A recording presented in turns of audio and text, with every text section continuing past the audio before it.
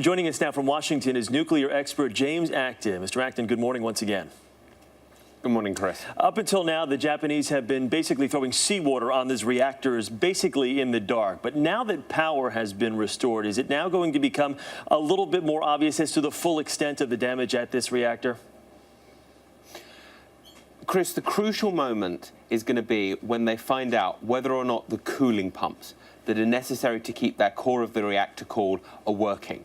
While they've been connecting the power, we've been asking ourselves exactly that question, because this is what is needed to really start getting this crisis under control, is cooling. And we're going to have to see whether or not the pumps are working. But with all the talk of restoring cooling power, I mean, you look at reactor 3, it looks, pardon the term, but it looks like it's been hit by a cruise missile. How do you contain that reactor?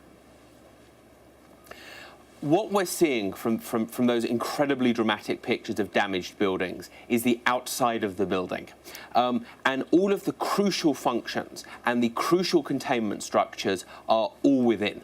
So it's actually very, very hard to judge the state of the building's internals by looking at its outside. But take it this way, if the level of damage on the inside approaches the level of damage on the outside, then this crisis could still have a few days to run yet. When do we get to the point where they have to do something akin to what they did at Chernobyl, where they just have to entomb these in cement? I mean, we're hearing today of reactor 2 spewing more steam again. It seems like every day there seems to be another leak or more steam being exposed to the air.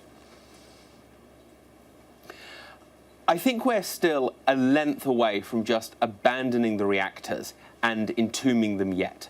Over the last, 3 or 4 days now, we've heard some better news coming out of these reactors. And while we're still not out of the woods yet, the situation right now is considerably better than it was 3 or 4 days ago. Now, that could change. The fact that there was steam coming out of 2 and smoke coming out of 3, and the reasons especially for the smoke coming out of 3 haven't been understood, demonstrates that this remains a serious crisis.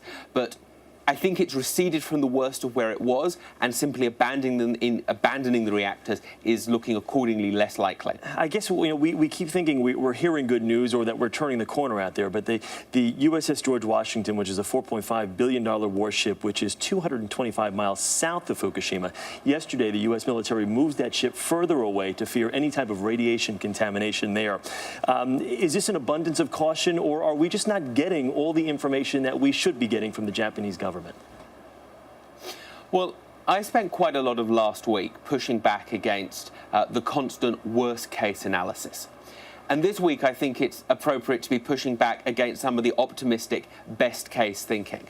I think the moving of the US warship is a reflection of the fact that this situation remains serious. All right, and that there is the potential for further degradation. Now, hopefully there won't be, but I think it would be wrong to assume that from here on in, we're just on a constant slope up to a successful outcome. All right, James Acton, thank you again for talking with us this morning.